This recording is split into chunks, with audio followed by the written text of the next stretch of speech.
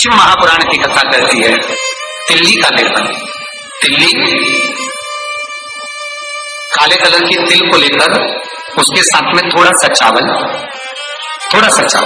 और हमारे यहाँ चावल के साथ में चावल की धान आती है, आपको बाजार में मिल जाएगी चावल की धान, जिसको जौ का बाद अलग हो जाता है, जौ गेहूं की हो जाती है, पर चावल की धान कहते हैं इसको। इन तीनों को एक कटोरी में रख लो, तीनों को पानी में गलाना नहीं है, बस कटोरी में रखो। महाराज दरवाजे के नजदीक में, जब दरवाजे से अपन बाहर निकलते हैं तो उल्टे भाग में उसको रख दिया।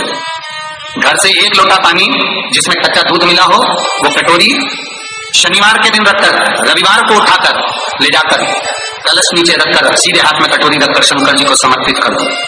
जल चढ़ा दीजिए। बाबा भोलेनाथ के जो चरण पादुका है, उस पादुका में वही तिल्ली, वही चावल का भात, वही जौ, जो आप चावल का दान बोलेंगे, दान, उसको लेकर दोनों भाग पर समर्पित कर दो। आते समय वो दोनों भाग पर चढ़ी हुई तीनों चीजें उठाकर लेकर आ जाइए। दुकान में, व्यापार में, व्यवसाय वाली जगह पर उसको रख दीजिए। कभी जिंदगी में संपदा कम नहीं होती, संपदा बढ़ेगी। 3 रविवार आपको करना है। महाराज शनिवार के दिन अगर शिव की आराधना करी जाए, शनिवार के दिन अगर शंकर को जल चढ़ाया जाए, तो जिंदगी में व्यक्ति की कभी अकाल मृत्यु नहीं होती। महाराज इस पीपल के वृक्ष के नीचे जो शनिवार को दिया लगाएगा, वो लक्ष्मी और नारायण को अपने घर ले जाएगा। इसलिए शनिवार के दिन पीपल के वृक्ष के नीचे दिया का प्रमाण है। महाराज और सुन दरिद्रता देवी, तेरे पेड़ के नीचे जो खाली हाथ आएगा, तू उसके घर में प्रवेश करेगी, और जो भरे हाथ से मतलब पानी का लोटा ले जाओ, कंकु ले जाओ, चावल ले जाओ, रोली ले जाओ, कुछ भी, जरा सी शक्कर ले जाओ, गुड़ ले जाओ, आटा ले जाओ, पर पीपल के पेड़ के नीचे कभी खाली हाथ मत जाओ। अगर तू खाली हाथ कोई आया तो तू उसके घर में प्रवेश। शनिवार के दिन अगर शिव की आराधना करी जाए, शनिवार के दिन अगर शंकर को जल चढ़ाया जाए, तो जिंदगी में व्यक्ति की कभी अकाल मृत्यु नहीं होती। महाराज सुबह उठने के बाद घर की सफाई ना करती हो, दिन में पलंग पर सोती हो, रात्रि भर बर्तन झूठे जिसके घर में पड़े रहते हो, उस घर में तुम अपनी धर्म पत्नी को दरिद्रता को लेकर प्रवेश कर जाइए। जहां नारी दिन में सोती हो, जहां रात भर के बर्तन झूठे रखे रहते हो, उसके घर में तुम प्रवेश कर जाओ।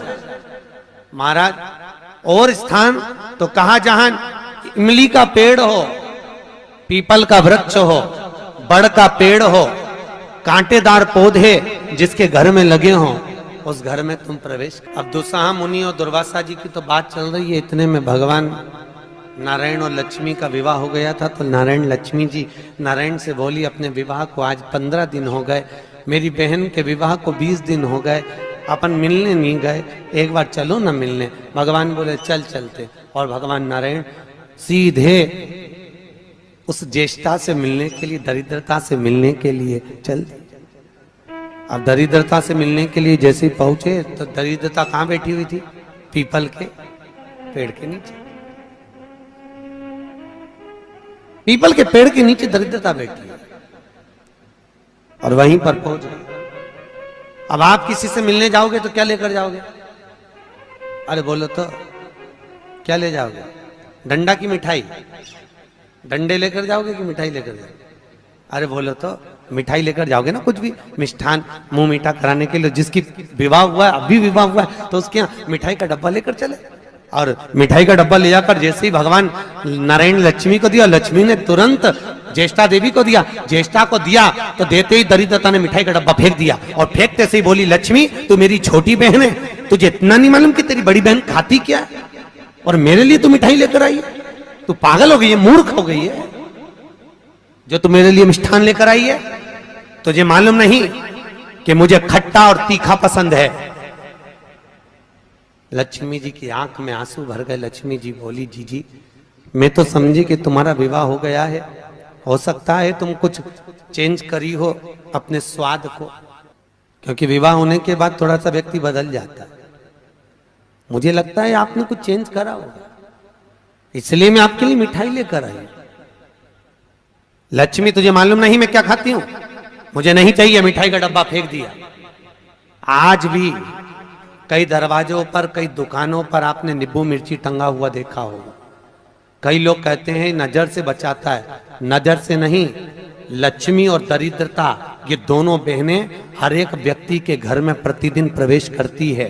पर लक्ष्मी के लिए मिठाई फ्रिज में रखी होती है, इसलिए लक्ष्मी सीधे अंदर चली जाती है, और दरिद्रता के लिए नींबू मिर्ची दरवाजे पर टंगा रहता है, इसलिए वो दरवाजे से खाकर वापिस चली जाती है, दरवाजे से खाकर तुरंत वहीं से लौट जाती है। इस पीपल के वृक्ष के नीचे जो शनिवार को दिया लगाएगा वो लक्ष्मी और नारायण को अपने घर ले जाएगा, इसलिए शनिवार के दिन पीपल के वृक्ष के नीचे दिया का प्रमाण है महाराज। और सुन दरिद्रता देवी, तेरे पेड़ के नीचे जो खाली हाथ आएगा तू उसके घर में प्रवेश करेगी, और जो भरे हाथ से मतलब पानी का लोटा ले जाओ, कंकु ले जाओ, चावल ले जाओ, रोली ले जाओ, कुछ भी, जरा सी शक्कर ले जाओ, गुड़ ले जाओ, आटा ले जाओ, पर पीपल के पेड़ के नीचे कभी खाली हाथ मत जाओ। अगर तू खाली हाथ कोई आया तो तू उसके घर में प्रवेश कर। महाराज भगवान विष्णु ने दरिद्रता देवी को देखकर कहा, अरे ओ दरिद्रता देवी, लक्ष्मी जी की बड़ी बहन ज्येष्ठा, आप पीपल के वृक्ष के नीचे बैठी हो, इस पीपल के पेड़ के नीचे हम लक्ष्मी जी के साथ शनिवार के दिन आपसे मिलने के लिए आए हैं। शनिवार के दिन जो पीपल के वृक्ष के नीचे दिया लगाएगा उसके घर में कभी संपदा की कमी नहीं होगी। सारे दिन पीपल के वृक्ष के नीचे हमारा निवास होगा। इतने में दरिद्रता खड़ी होकर बोली, रे नारायण, तुमने अपने मन की बात कह दी कि 7 दिन तुम्हारे होंगे, ऐसा नहीं हो सकता, इसमें एक दिन मेरा हो। तो भगवान विष्णु ने कहा, कौन सा दिन? दरिद्रता कहती है, रविवार के दिन इस पीपल के पेड़ के नीचे मैं नृत्य करूंगी, और अगर पीपल के वृक्ष के नीचे रविवार के दिन जो परिक्रमा करेगा या पीपल के पेड़ के नीचे आएगा, उसके साथ में उसके घर में प्रवेश करूंगी। इसलिए हमारे हिंदू धर्म में रविवार के दिन पीपल के पेड़ के नीचे नहीं जाया जाता, पीपल की पूजन नहीं करी जाती, पीपल की परिक्रमा नहीं करी जाती। कौन से दिन? जम के बोलो जरा, रविवार। और जिसके यहाँ दीवाल पे पीपल लग जाता है या कहीं पीपल का पेड़ लग गया अपने दीवाल पर, घर में कहीं पर भी, तो पीपल निकालने का भी नियम है। अगर आप दीवाल में से पीपल निकालोगे तो बार बार काटोगे, बार बार लग जाएगा, फिर काटोगे फिर लग जाएगा, फिर निकालोगे फिर लग जाएगा। दीवाल में पीपल लगता ही रहता है। अगर दीवाल के पीपल को निकालना है तो नींबू और मिर्ची, इन दोनों को 3 घंटे पहले पीपल के पेड़ के नीचे रख दीजिए, और रखने के बाद में फिर पीपल को रविवार के दिन उखाड़कर कहीं दूसरी जगह लगा दीजिए। उसके बाद कभी दीवाल में पीपल नहीं। वर्णन किया, आज फिर आपको ये शिवलिंग है, समझ लेना बहुत अच्छे से, जो आपको करना है रिद्धि सिद्धि पाने के लिए, संपदा को बढ़ाने के लिए। ये शिवलिंग है, ठीक है। ये गोल जलाधारी है, ये चरण से जल नीचे गिरता है। शंकर जी का पूरा परिवार शिवलिंग के आसपास में है। शंकर जी की 5 लड़कियां जो ऊपर से जल नीचे गिरा रही हैं, जया, विषहरा, शामरीबारी, दोतली और देव, ये शंकर जी की 5 लड़कियां, जिनका नाम लेकर सोने से रात्रि में नींद अच्छी आती है। एक एक बूंद जो ऊपर से गिरा रही हैं, ये शिव की 5 बेटी। जहां से जल नीचे गिरता है, शिवलिंग का जो जल नीचे जाता है, उसके राइट भाग में गणेश जी का स्थान, लेफ्ट भाग में कार्तिकेय का स्थान, बीच में शंकर जी की सबसे छोटी लड़की अशोक सुंदरी का स्थान। शिव महापुराण की कथा कहती है, और गणेश चरित्र अपन श्रवण कर रहे हैं, और कल से चतुर्थी लग रही है। जिसके घर में संपदा की कमी पड़ती हो, बीमारियां ज्यादा फैल रही हो, बहुत कष्ट हो महाराज, बहुत ज्यादा दुखी हो महाराज, कोई काम नहीं बन रहा, बहुत तकलीफ में हो, तो शमी पत्र, शमी की पत्ती, जहां गणेश जी का स्थान है वहां पर 5 शमी पत्र 5 समर्पित करें, और शंकर जी के ऊपर 3 शमी पत्र समर्पित करें। बहुत ध्यान देना, 5 शमी पत्र जहां गणेश जी का स्थान है शिवलिंग में, वहां समर्पित करें। 3 शमी पत्र शिवलिंग के ऊपर समर्पित करें। 1 शमी पत्र शंकर जी की चौखट पर लेफ्ट भाग में, जाते समय आपका उल्टा हाथ, जब मंदिर से निकलो तो उल्टे हाथ पर लेफ्ट भाग में शंकर जी की चौखट पर समर्पित करें 1 शमी पत्र। और महाराज घी का दिया जहां लेफ्ट भाग में आपने शमी पत्र रखा है, मंदिर में ना दिया लगाकर बाहर की ओर जहां शमी पत्र रखा है, उसके ठीक साइड में एक घी का दिया लगा दीजिए।